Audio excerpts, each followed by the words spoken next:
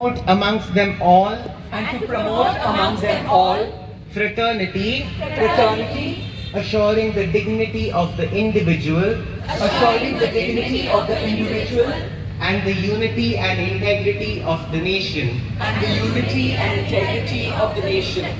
In our Constituent Assembly, In our Constituent Assembly, this 26th day of November 1949, this 26th day of November 1949, hereby adopt, enact, hereby adopt, enact, and give to ourselves this Constitution.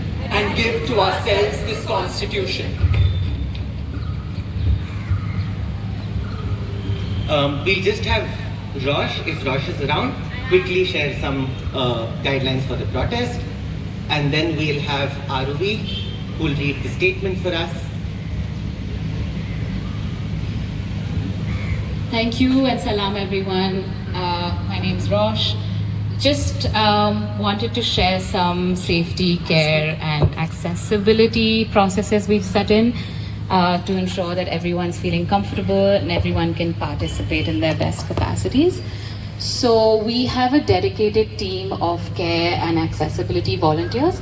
They'll all have a pink band. Sorry, I've just dropped mine. They have a pink bracelet or a red bracelet, so just watch out for them. They'll be across different zones. They are responsible for helping you navigate any exits, entrances, support to get to the restroom. They can also answer some questions or queries you might have. They're there for that. We also, just over there in the corner where the red stage is the info desk. So if you have further queries, you need assistance, you may approach a volunteer or you can also go to the info desk. We do have water stations. We've got 5 water stations around. There's cups, there's drinking water. There's also hot chai. So please make sure that you're hydrated, you have some chai, take care of yourself. And if you need any assistance, reach out to the volunteers.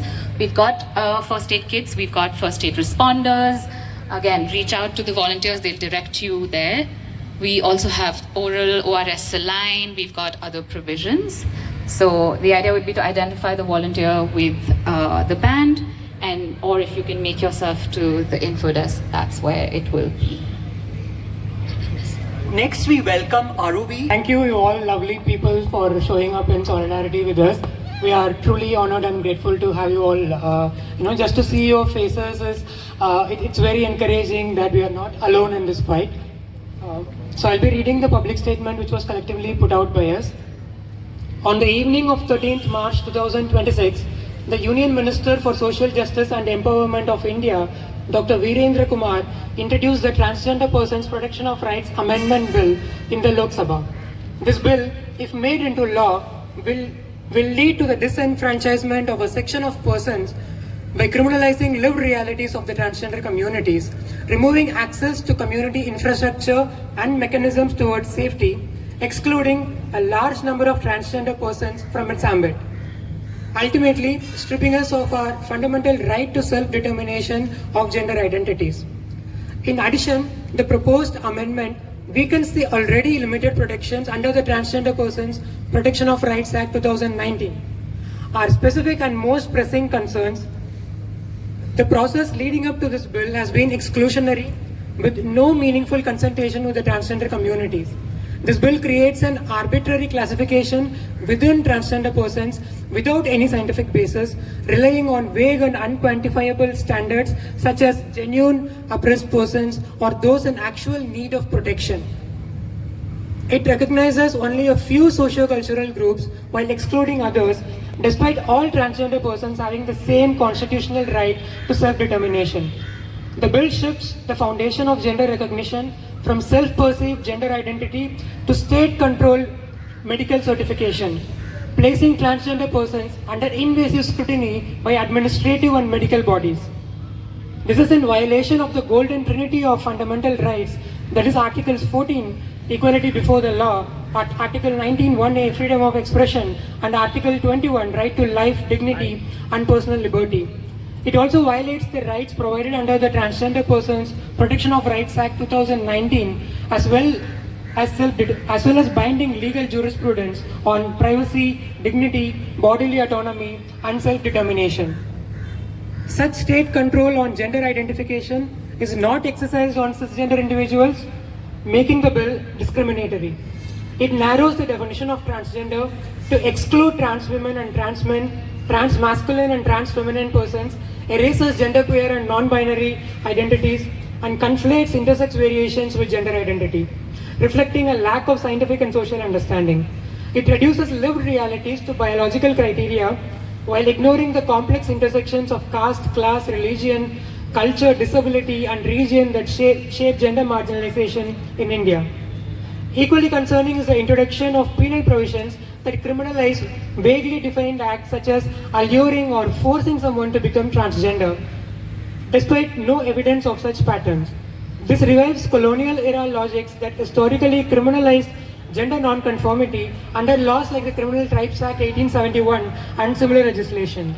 Such provisions risk enabling harassment through malicious complaints targeting transgender persons, their support systems, families, and community networks.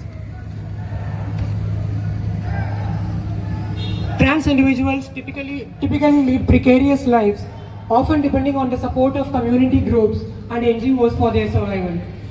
The amendment criminalizes individuals, NGOs, support groups, services, and networks that seek to support transgender individuals, including supportive families and friends of transgender children, doctors who might offer gender-affirming care, mental health practitioners, shelter homes, schools, emergency responders, and gharanas, with punishment ranging from 5 years to 14 years. This bill impedes our access to life-saving care and health services by gatekeeping medical treatments like hormone replacement therapy, mastectomies, orchiectomies, etc.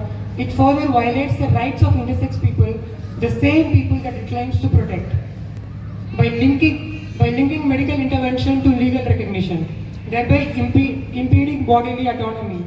In doing this, the state effectively views intersex people as bodies that require correction to fit the binary of men and women.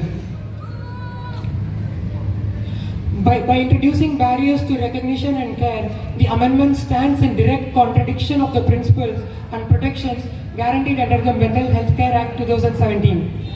The requirement of external validation through medical boards fundamentally misunderstands the nature of gender identity. Gender identity is Kamkanaka.